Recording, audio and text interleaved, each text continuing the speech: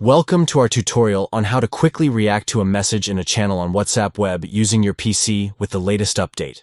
Let's dive into the steps together. To get started, open your web browser and visit www.whatsapp.com to access WhatsApp Web. Once you've logged in, navigate to the channel where the message you wish to react to is located.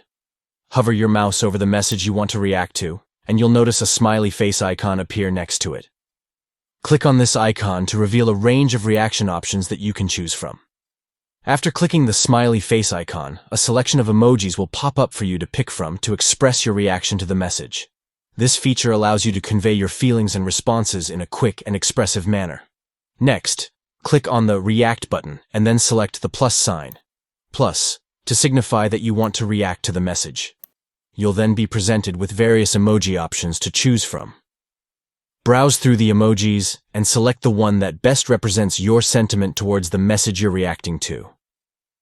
By following these straightforward steps, you can easily interact with messages in channels on WhatsApp Web and add a personal touch to your communication with just a few clicks.